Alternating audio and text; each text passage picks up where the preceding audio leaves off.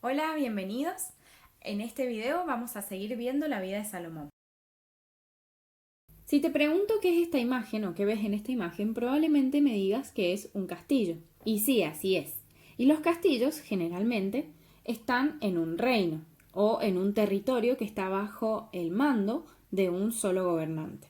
¿Quién puede ser este gobernante? Un rey, por ejemplo. Y yo te hago una pregunta. ¿Por qué un rey o por qué el rey de este castillo tiene tanta importancia? Quizás puedas decirme que es muy importante el rey porque es la persona que manda y que toma las decisiones en este castillo y en este territorio o en este reino donde está este castillo. Es decir, que todo lo que mande o decida este rey va a afectar a las personas que viven en ese reino y a las personas que viven en el castillo. ¿Cuánta responsabilidad que tiene este rey entonces? Porque todo lo que diga va a afectar a un montón de gente. Miren esta imagen. ¿Cómo creen que es el rey que manda en este castillo? ¿Cómo creen que serían las decisiones del rey que vive en este castillo? Si vemos, el castillo está bien cuidado, probablemente la gente del pueblo lo quiere al rey, lo obedece. ¿Por qué será eso?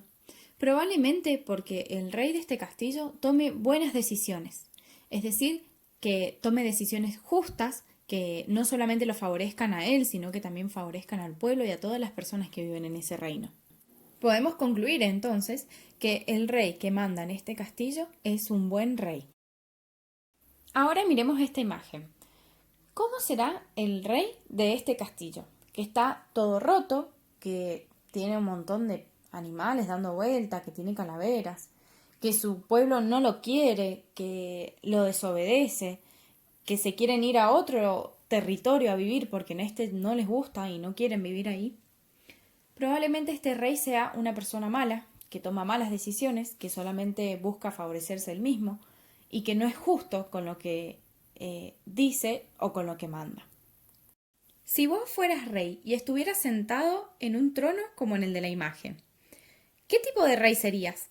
¿Qué tipo de decisiones tomarías? ¿Qué tipo de leyes harías que se cumplan en tu reino? Por ejemplo, yo haría una ley en la que los chocolates fueran gratis. Ninguno de nosotros actualmente es rey o reina, pero es interesante imaginarnos qué haríamos si estuviéramos en el lugar de rey o reina. Si tuviéramos esa gran responsabilidad de tener que tomar decisiones y mandar o hacer leyes que afecten a todo un pueblo y a todo el reino. Salomón tuvo que tomar esta responsabilidad como rey de manera un poco inesperada. Si recuerdan el video anterior, vieron que Adonías, el hermano mayor de Salomón, se había autoproclamado rey a espaldas de David, su padre. A causa de este muy inesperado acontecimiento, la madre de Salomón, Betsabé, y el profeta Natán fueron a hablar con David.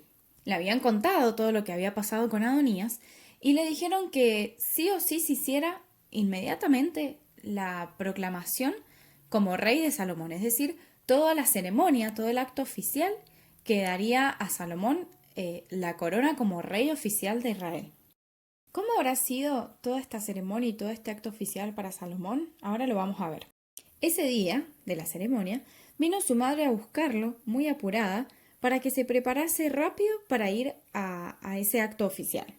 Vinieron las personas que estaban en la corte, llevándole los vestidos que tenía que usar, que eran ropas muy elegantes y finas, propias de un rey que iba a ser coronado. Luego lo hicieron montar sobre la mula real. Y así Salomón salió para recorrer el camino que llevaba hasta Gijón, el lugar especial donde lo iban a ungir oficialmente como rey. Con él iba toda la multitud, es decir, todo el pueblo, todos los soldados que formaban parte del ejército del rey, toda la gente importante como los sacerdotes, como los profetas, todos estaban acompañando a Salomón para ser ungido como rey oficial de Israel. Cuando llegó a este lugar, Gijón, estaba el sacerdote esperándolo. El sacerdote se llamaba Sadoc. Él hizo seña de que toda la multitud se tenía que quedar en silencio y así fue. Y en ese momento el joven Salomón fue ungido como rey. Salomón se dio cuenta de toda la responsabilidad que tenía al ser rey, es decir, todas las decisiones importantes que iba a tener que tomar y que iban a afectar a todo el pueblo. Inmediatamente después de que fue ungido, salieron los músicos que habían marchado en este desfile con él hasta este lugar, empezaron a cantar, a tocar con trompetas y otros instrumentos y a festejar que Israel tenía un nuevo rey. ¡Viva el rey Salomón!, gritaban. ¡Viva el rey elegido por Dios! Y con este ruido de la multitud y con estos músicos que tocaban canciones, Salomón no se dio cuenta, pero todo ese sonido llegó hasta la celebración donde estaba Adonías. Luego Salomón se sentó por primera vez como rey de Israel en el trono. Esta noticia llegó a Adonías, y también le dijeron que ya era tarde, que era una causa perdida que él quisiera ser rey. Le dijeron que Dios había dado la autoridad para que Salomón fuera rey, por medio de los profetas. Entonces Adonías tuvo muchísimo miedo, y huyó y se escondió en el altar del santuario. Salomón, cuando se enteró de esto, lo mandó a buscar. Cuando Adonías llegó ante Salomón, se arrodilló ante él y le dijo que él era su rey. Salomón lo levantó y le dijo que quería que ellos dos estuvieran en paz y lo bendijo. Salomón, cuando ocurrió todo esto de su ceremonia como rey, tenía 18 años. Se sentía muy joven y muy inexperto. Tenía que entender un montón de cosas complicadas sobre política y sobre economía, y sentía que le faltaba experiencia. David, su padre, lo llamó para poder hablar con él. Quería darle un consejo, y le dijo: «Ten ánimo, hijo, y pórtate como hombre. Cumple los mandamientos de tu Dios. Sigue sus sendas y obedece sus decretos, mandamientos, leyes y preceptos, los cuales están escritos en la ley de Moisés, es decir, la Biblia. Si haces esto, te irá bien en todo lo que hagas, y el Señor podrá cumplir sus promesas contigo. Dios, que ha estado siempre conmigo y que me ha librado de todas mis angustias, a vos también te va a ayudar. Vas a poder contar con su presencia y bendición si vives de acuerdo a sus leyes». Salomón, luego de esto, se fue a su habitación. Salió un poco más aliviado de lo que había entrado, porque había comprendido la manera en la que podía manejar todos los asuntos complicados de su reino. Dios lo iba a ayudar a ser el líder que la nación necesitaba. Entendió que lo más importante era obedecer todo lo que Dios había mandado. Entonces, ¿qué era necesario para que el reino de Salomón fuera un lugar de bondad y justicia? Según su padre, ¿a quién tenía que obedecer? Como vimos, le dijo que tenía que obedecer a Dios y a los mandamientos que él había dado en la Biblia. Y si no obedecía a Dios, ¿a quién estaría obedeciendo? Podríamos decir que se está obedeciendo a sí mismo, es decir, está haciendo su propia voluntad, haciendo lo que él quería o lo que otros querían sin tener en cuenta a Dios. Y si no está obedeciendo a Dios, está obedeciendo a Satanás, que es todo lo contrario a Dios. De la misma manera, para cada uno de nosotros hay dos posibilidades de vivir: en el reino de Dios o en el reino de las tinieblas. Y estos reinos no son de castillos o de pueblos, sino que son espirituales. Vivir en uno u otro reino tiene que ver con nuestros pensamientos, nuestras actitudes y nuestra conducta. Aquellos que viven en el reino de Dios están aprendiendo a tener buenas actitudes. Esta nueva actitud dice: hago lo que Dios quiere. Y vivir de esta manera no es fácil, pero siempre vale la pena. La Biblia dice que Dios quiere que todos estemos viviendo con Él en su reino. Él nos creó para vivir bajo su guía siempre, disfrutando de su amor y ayuda. Para que entráramos al reino de Dios, Él envió a su Hijo Jesús, para pagar por nuestros pecados, para pagar lo que nosotros teníamos que pagar con nuestra muerte. En cambio, Él murió por nosotros y resucitó al tercer día. Si nosotros nos arrepentimos por nuestros pecados y le pedimos perdón a Jesús, podemos entrar al reino de Dios.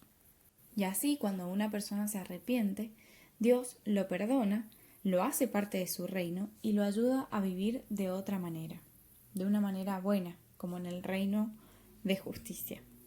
Repasemos lo que David le dijo a su hijo Salomón. Esto está en Primera de Reyes 2:3. Dice: cumple los mandamientos del Señor tu Dios, sigue sus sendas y obedece sus decretos. Así prosperarás en todo lo que hagas. Para aprender este versículo vamos a hacer un pequeño juego. Para armarlo vamos a necesitar lápices, fibrones o lapiceras, hojas blancas como fotocopias viejas que tengan un lado blanco, o hojas de revistas o de diario, tijera y Sintex o plasticola. Ya con los materiales listos, empezamos. Primero, vamos a escribir el versículo dividido en 7 partes, es decir, un papelito por parte, como muestro ahí en el video. Después vamos a hacer siluetas de las manos y de las plantillas de los pies. Así que vamos a buscar papel, marcamos la mano y la recortamos.